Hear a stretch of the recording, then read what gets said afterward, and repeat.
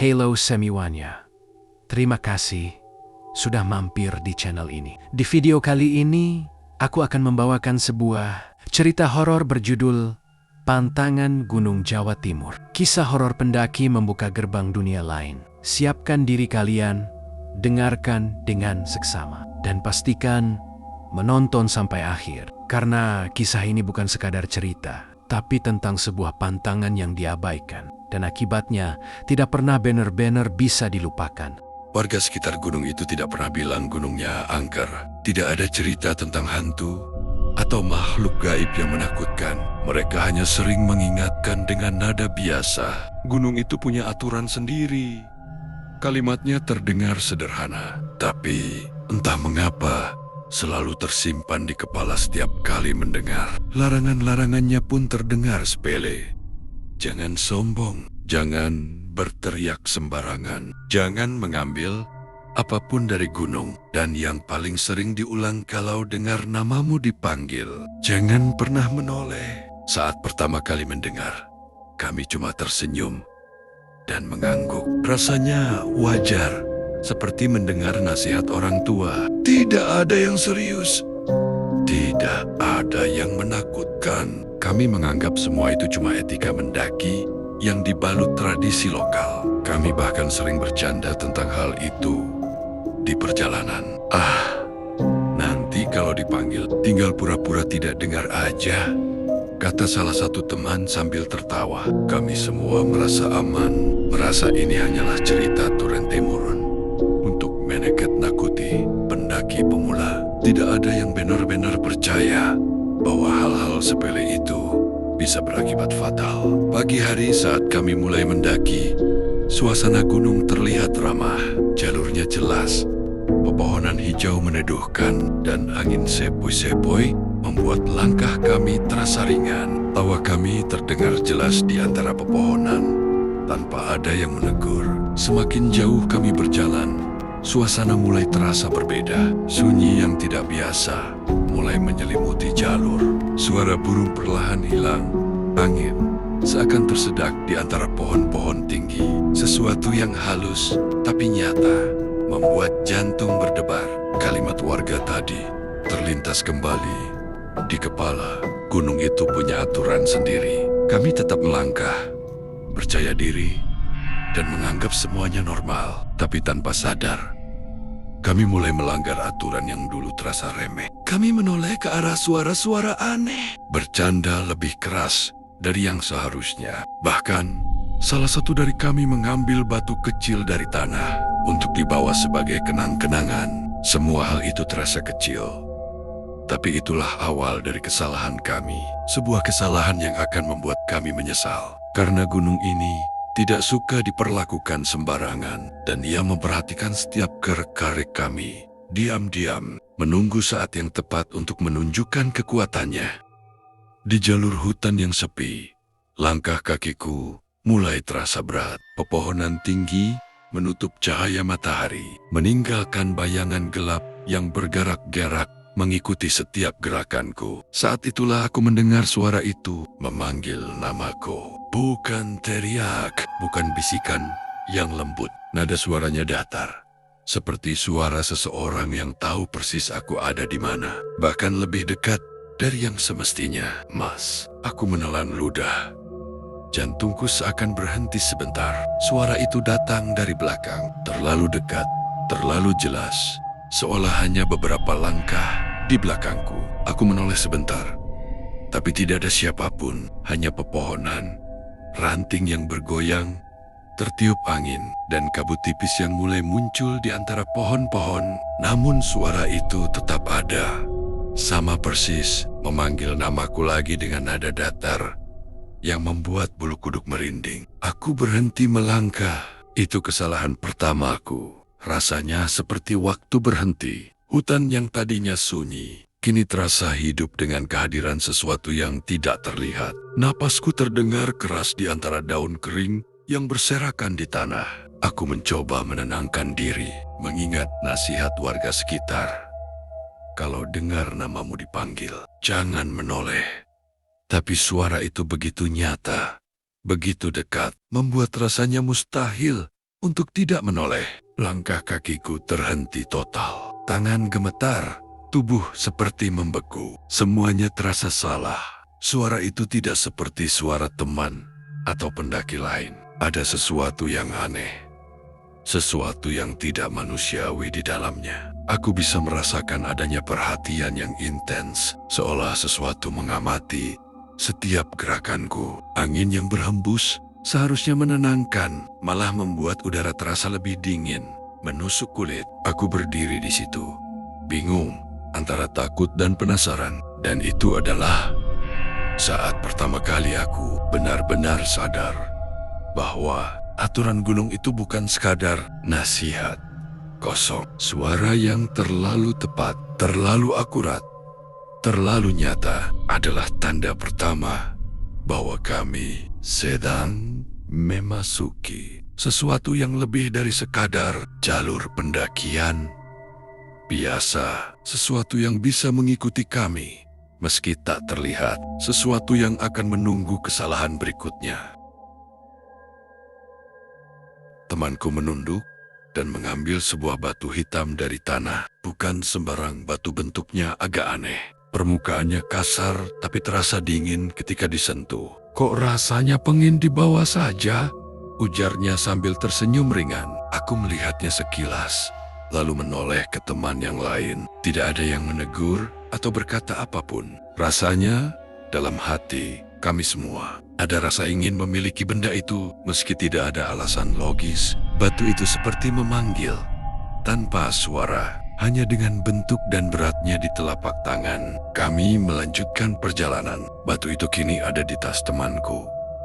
Tapi sejak saat itu, suasana hutan berubah. Sunyi. Tidak ada suara burung, tidak ada gesekan daun oleh angin. Bahkan suara serangga yang biasanya mengisi kesunyian jalur kini lenyap. Hutan terasa lebih padat, lebih menekan, seolah pepohonan menunduk lebih rendah, menutupi jalur kami. Langkah kakiku menjadi berat, meski kaki seharusnya masih cukup kuat. Udara terasa lebih dingin, tetapi bukan dingin biasa. Dingin itu menusuk kulit sampai ke tulang dan membuat bulu kuduk berdiri. Aku mencoba bercanda ringan untuk menghilangkan rasa tegang, tapi suaraku terdengar hampa, seakan hilang di antara pepohonan. Teman-teman juga tampak merasakan hal yang sama. Sesekali, aku melihat ke arah tas temanku, dan batu itu bentuknya sederhana, tapi aura yang keluar seolah berbeda. Batu itu menimbulkan perasaan aneh, seperti ada yang diam-diam memperhatikan kami. Rasanya bukan sekadar batu, ada sesuatu yang hidup, atau setidaknya sadar akan keberadaan kami.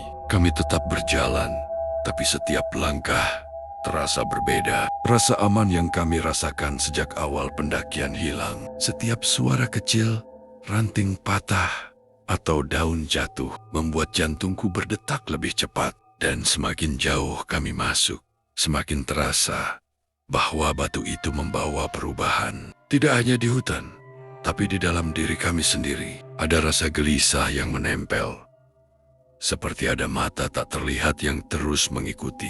Aku mulai menyesal, tapi sudah terlambat. Batu hitam itu sudah masuk ke dalam tas, dan bersamanya ia membawa sesuatu yang tidak bisa kami lihat, sesuatu yang akan mengikuti langkah kami hingga kami meninggalkan jalur itu.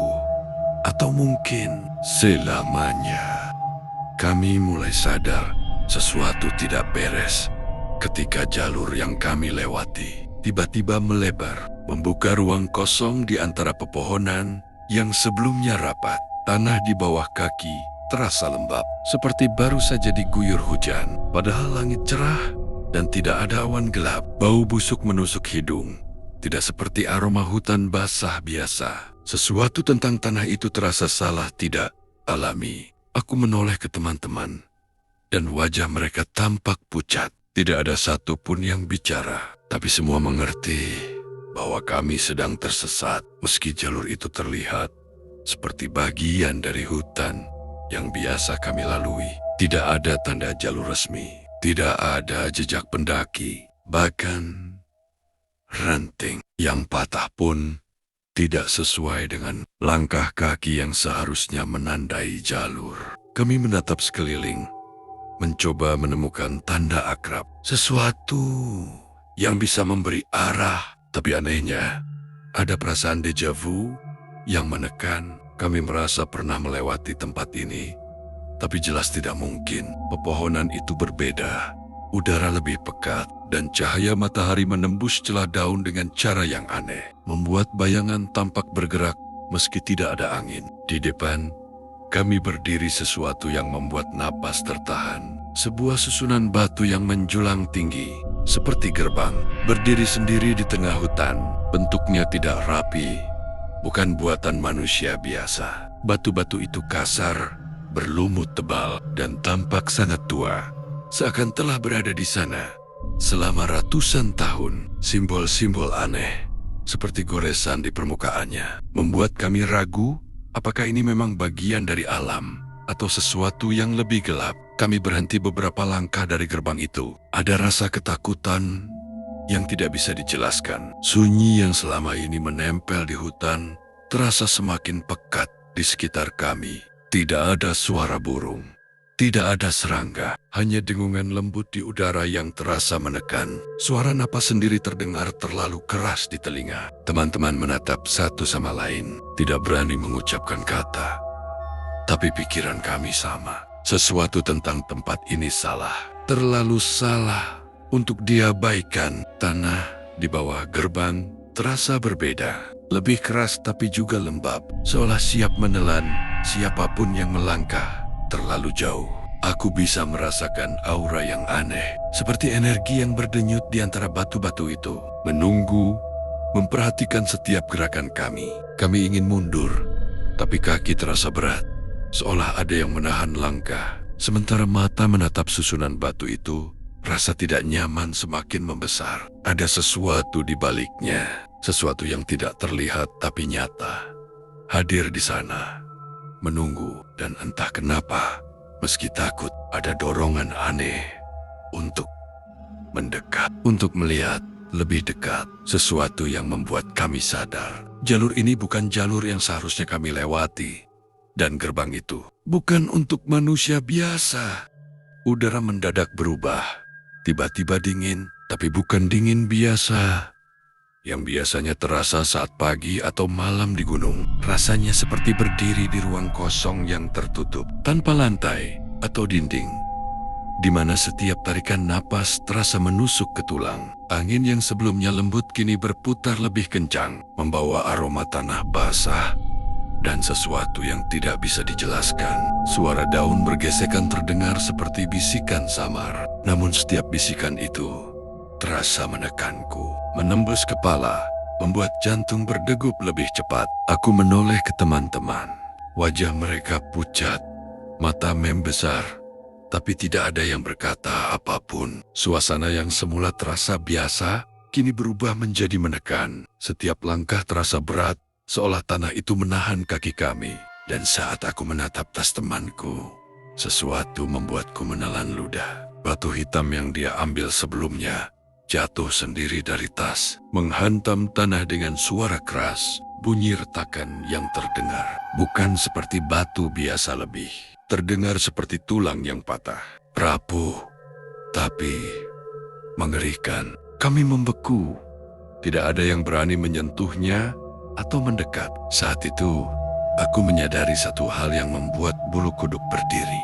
Gunung ini tidak marah kepada kami seperti manusia yang marah ketika aturan dilanggar. Gunung ini sedang membuka sesuatu yang selama ini tersembunyi, yang tidak pernah terlihat oleh pendaki manapun.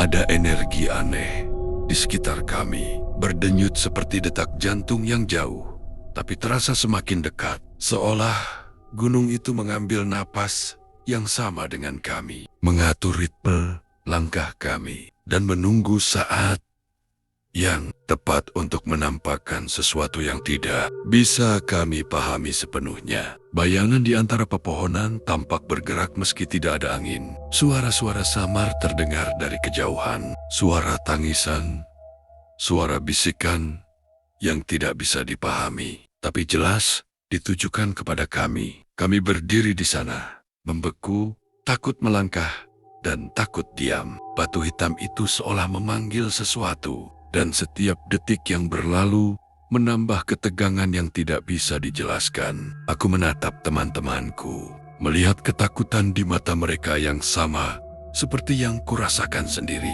Gunung ini bukan sekadar gunung lagi. Ia hidup, ia sadar, dan ia menunjukkan sisi yang tidak boleh dilihat sembarangan. Kami ingin lari, tapi kaki terasa berat, langkah terseret. Suara di sekitar kami semakin jelas, bukan lagi sekadar bisikan atau daun yang bergesekan. Ada sesuatu yang menatap, ada sesuatu yang bergerak di pinggir pandangan. Tapi setiap kali menoleh, tidak ada apapun. Udara dingin semakin menusuk, dan kami mulai menyadari bahwa batu hitam itu bukan sekadar benda kecil. Itu adalah pemicu, kunci yang membuka sesuatu yang selama ini terkunci rapat di gunung ini. Sesuatu yang menunggu dengan sabar, dan kini perlahan-lahan, tanpa suara, mulai menampakkan dirinya.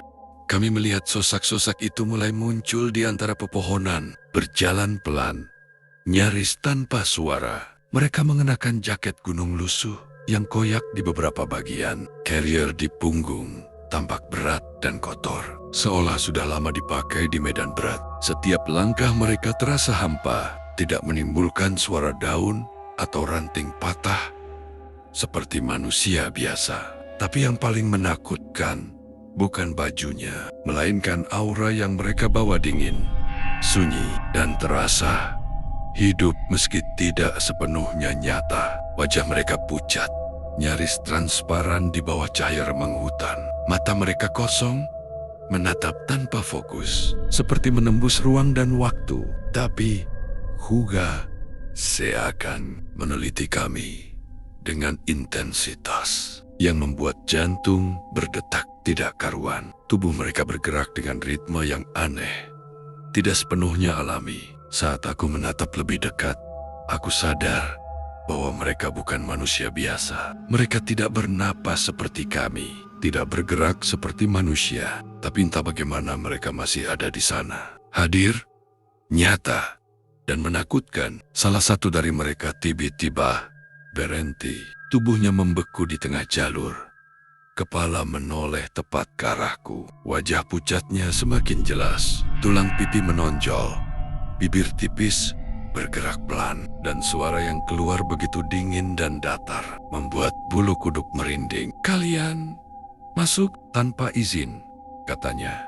Nada suaranya datar, seolah membacakan fakta, bukan ancaman. Tidak ada emosi di suaranya, tapi kata-kata itu memiliki kekuatan yang aneh, membuat udara di sekeliling kami terasa semakin berat, seperti beban yang menekan dada. Aku ingin lari, tapi kaki terasa membeku di tanah. Napas terasa berat, meski udara dingin menusuk paru-paru. Teman-teman di sampingku juga diam, menelan ludah. Wajah pucat ketakutan. Kami menyadari sesuatu yang mengerikan. Ini bukan manusia, bukan pendaki yang tersesat. Mereka, sesuatu di antara hidup dan mati. Mereka entah sejak kapan berada di hutan ini, menunggu siapa saja yang melanggar aturan, dan kami yang tanpa sengaja membuka jalur yang seharusnya tertutup, kini berdiri tepat di hadapan mereka. Sosok itu mulai melangkah mendekat, perlahan, tanpa suara. Angin seakan berhenti berhembus, dan hutan yang tadi terasa sunyi, kini semakin pekat menelan suara napas kami sendiri. Setiap langkahnya membuat jantung berdetak lebih cepat, tapi langkah itu tetap lembut, misterius, seperti bayangan yang menempel pada dunia nyata. Namun, tidak sepenuhnya ada. Aku ingin berteriak, tapi suara tertahan di tenggorokan. Sesuatu di dalamku berbisik bahwa lari pun tidak akan cukup. Mereka bukan sekadar sosok yang bisa dihindari. Mereka penjaga aturan yang selama ini kami anggap mitos. Dan saat itu, aku menyadari bahwa tidak semua pendaki kembali. Tidak semua yang melanggar aturan bisa keluar dengan selamat. Tidak ada siang atau malam. Cahaya yang ada seperti abu-abu tebal menusuk mata, membuat kepala pusing setiap kali mencoba menyesuaikan pandangan. Kami tidak tahu jam berapa sekarang, atau sudah berapa lama berjalan. Angin berhembus, tapi rasanya tidak mengusir dingin yang menusuk tulang. Suara langkah kaki kami sendiri terdengar aneh, seperti bergema, tapi tidak sejajar dengan gerakan kami.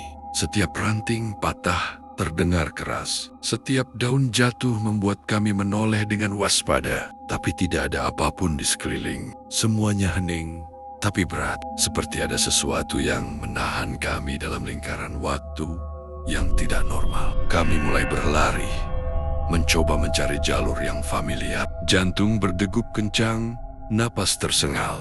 Tapi setiap kali kami berlari lebih cepat, jalur tetap membawa kami kembali ke tempat yang sama. Pepohonan tampak berbeda, tapi familiar. Tanah basah dan bau busuk yang sama selalu menyapa. Kami menjerit memanggil satu sama lain, tapi jawabannya tidak selalu datang. Satu persatu teman kami berhenti menjawab. Aku menoleh ke kanan dan kiri, mencoba melihat siapa yang masih di belakangku. Tapi yang kutemui hanyalah kabut abu-abu yang semakin pekat menelan sosok mereka, sedikit demi sedikit. Bukan karena mereka tertinggal jauh atau terjebak di balik pepohonan. Bukan juga karena mereka memilih berhenti.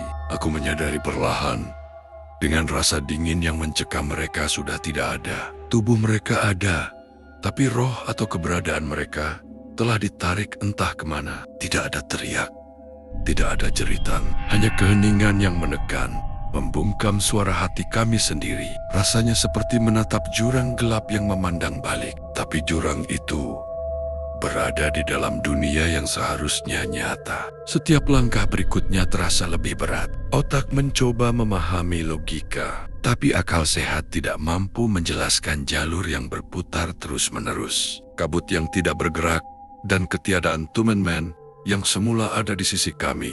Panik mulai merayap. Tapi panik pun terasa sia-sia karena berlari tidak mengubah apapun.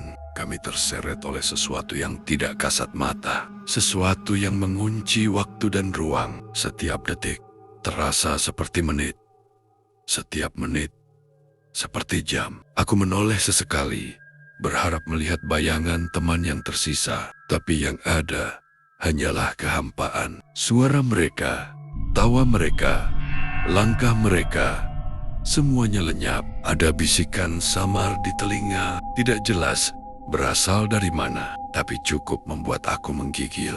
Jangan berhenti. Suara itu terdengar, datar tapi menekan. Aku berlari terus, meski tidak tahu arah, meski tahu jalur ini akan membawa kami kembali ke titik yang sama. Dan saat itu, aku mengerti kami bukan hanya tersesat secara fisik. Kami terjebak dalam waktu yang gunung itu kendalikan, dalam lingkaran yang tidak bisa dipecahkan manusia. Teman-temanku hilang satu persatu, dan aku mulai takut bahwa aku sendiri mungkin tidak akan pernah keluar dari sini.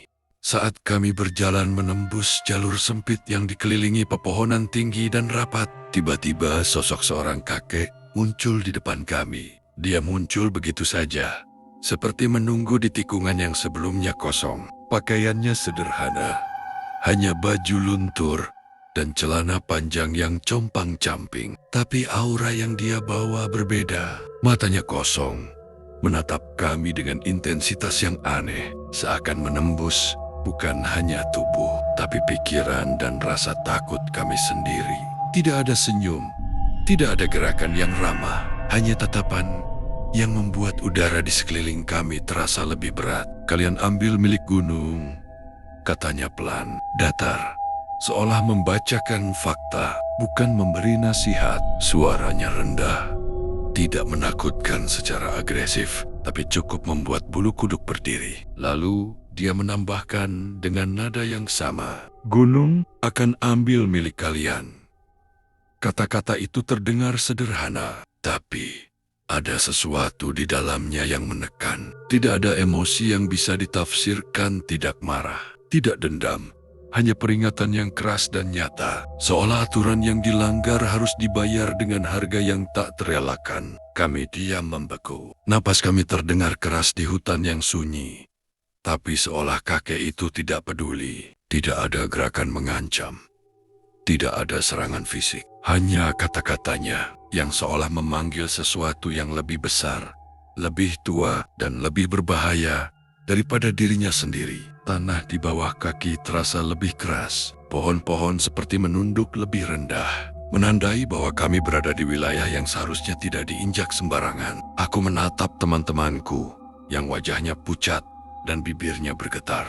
Semua rasa percaya diri hilang begitu saja. Kata-kata kakek itu menempel di kepala, bergema di setiap langkah kami. Kami sadar bahwa ini bukan ancaman biasa, tapi konsekuensi nyata dari kesalahan yang sudah kami lakukan. Batu hitam yang diambil, larangan yang dilanggar, suara yang kami dengar dan abaikan, semuanya kini harus dibayar. Gunung ini memiliki cara sendiri untuk menegakkan aturan, dan kami baru saja menyadari bahwa harganya mungkin lebih mahal daripada yang bisa kami bayangkan. Kakek itu tetap diam, menatap kami beberapa detik lagi sebelum menghilang, seperti kabut yang terserap kembali ke hutan. Tapi aura kehadirannya tetap menempel, membekas di udara, di tanah, dan di kepala kami. Setiap langkah berikutnya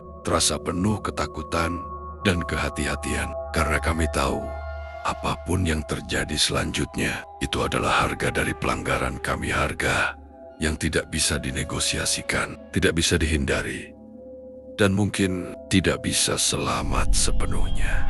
Kami diminta berjalan lurus tanpa banyak bicara. Jalurnya sempit, tanahnya lembab, dan pepohonan di kanan kiri terasa semakin rapat, seolah sengaja membatasi pandangan. Tidak ada pilihan lain selain terus melangkah ke depan. Pesan itu terus terngiang di kepala.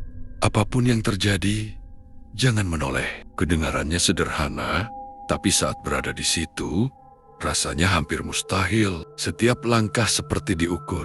Setiap tarikan napas terasa terlalu keras, dan pikiranku dipenuhi bayangan buruk tentang apa yang mungkin terjadi kalau aku melakukan kesalahan sekecil apapun. Beberapa langkah kemudian, suara itu terdengar, tangisan pelan dari belakangku. Awalnya samar, seperti tertahan, tapi perlahan semakin jelas. Itu bukan suara asing, itu suara temanku. Nada bicaranya sama, cara dia memanggil namaku juga sama. Dia memanggil sambil terisak, meminta tolong, bilang kalau dia tertinggal dan tidak bisa melihat apa-apa. Dadaku terasa sesak, kakiku gemetar hebat, langkahku hampir berhenti. Semua naluri sebagai manusia memaksaku untuk menoleh, untuk memastikan dia baik-baik saja. Tangisannya berubah menjadi rintihan, suaranya terdengar semakin dekat, seolah dia hanya satu langkah di belakangku. Aku bisa mendengar napasnya, terputus-putus, penuh ketakutan. Kepalaku panas, mataku berair. Dalam hati, aku berteriak, ini tidak masuk akal. Aku harus menoleh.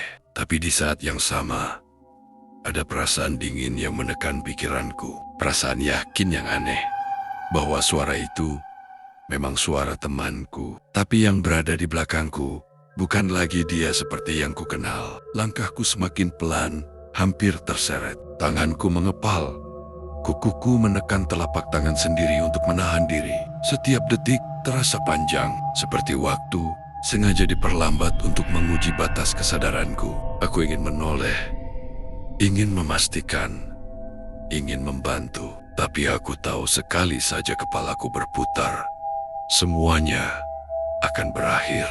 Aku tidak akan kembali, bukan kembali ke jalur, bukan kembali ke dunia yang normal, dan mungkin bukan kembali sebagai diriku sendiri. Tangisan itu tiba-tiba berhenti. Hening yang menyusul justru terasa lebih menakutkan. Tidak ada suara langkah, tidak ada napas, hanya sunyi yang berat, seperti menekan punggungku. Aku terus berjalan lurus, meski tubuhku gemetar dan pikiranku kacau. Di dalam hati, Aku meminta maaf, bukan karena aku tidak mau menolong, tapi karena aku ingin tetap hidup. Dan di gunung itu, untuk bisa keluar, terkadang satu-satunya pilihan adalah mengabaikan suara orang yang paling ingin kita selamatkan. Kami akhirnya turun gunung dengan jumlah yang tidak sama. Seperti saat berangkat, tidak ada yang menghitung secara terang-terangan. Tapi kami semua tahu, ada ruang kosong di barisan, ada suara yang seharusnya ada, tapi tidak pernah terdengar lagi. Tidak ada yang berani bertanya, apalagi bercerita. Kami berjalan dalam diam, menunduk, seolah dengan begitu kami bisa berpura-pura bahwa semuanya masih normal. Wajah-wajah kami terlihat lelah, bukan hanya karena fisik, tapi karena sesuatu di dalam diri kami seakan tertinggal di atas sana. Sesampainya di bawah, dunia terasa berjalan seperti biasa. Orang-orang berbicara, kendaraan lewat, angin bertiup seperti tidak pernah terjadi apa-apa. Tapi bagi kami semuanya terasa berbeda. Ada jarak yang tidak bisa dijelaskan, seperti kami baru kembali dari tempat yang seharusnya tidak kami masuki. Tidak ada laporan, tidak ada cerita ke siapapun. Kami sepakat diam, bukan karena takut tidak dipercaya, tapi karena kami tahu tidak semua hal seharusnya diceritakan. Beberapa pengalaman hanya akan membawa masalah kalau diucapkan. Sejak kejadian itu, setiap kali aku naik gunung lain, perasaan itu selalu kembali. Bukan rasa takut yang meledak-ledak, tapi perasaan halus yang menempel di punggung. Seolah ada langkah yang mengikuti. Tepat di belakangku, aku bisa merasakannya. Tapi tidak pernah melihatnya. Tidak ada suara napas, tidak ada gesekan daun, hanya keberadaan yang tenang, sabar, dan menunggu.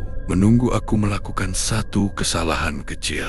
Aku tidak pernah menoleh, bukan karena berani, tapi karena aku tahu apa yang ada di belakang. Bukan sesuatu yang ingin kulihat. Dalam hati, aku selalu mengulang pesan yang dulu kami anggap remeh. Pantangan itu bukan untuk ditantang, bukan untuk membuktikan keberanian atau logika. Pantangan itu ada untuk menyelamatkan kita, agar kita tahu batas, agar kita ingat bahwa tidak semua tempat diciptakan untuk dilanggar seenaknya. Gunung mengajarkan satu hal yang tidak pernah aku lupakan. Tidak semua yang kembali dari sana pulang dengan utuh. Ada yang tertinggal sebagai tubuh, ada yang tertinggal sebagai kenangan, dan ada juga yang pulang, tapi selalu membawa sesuatu yang mengikuti di belakangnya. Dan selama aku masih bisa menahan diri untuk tidak menoleh, aku tahu setidaknya aku masih diberi kesempatan untuk tetap berada di dunia ini. Jika cerita ini membuat kamu merinding, ingatlah satu hal. Tidak semua larangan diciptakan untuk menakut-nakuti. Sebagian ada untuk menyelamatkan. Jangan lupa, tinggalkan like jika kamu menyukai cerita horor seperti ini. Tuliskan pendapat atau pengalaman mistismu di kolom komentar. Dan subscribe agar kamu tidak ketinggalan kisah-kisah gelap lainnya yang mungkin lebih dekat dari yang kamu kira.